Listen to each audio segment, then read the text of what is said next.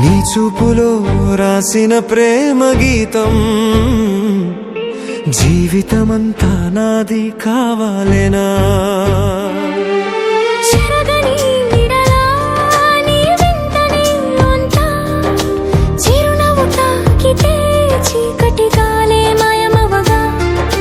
మధురమైన గీతమై హృదయం పలుకుతా నీ స్పర్శలో వెలిసే వసంతమే నేను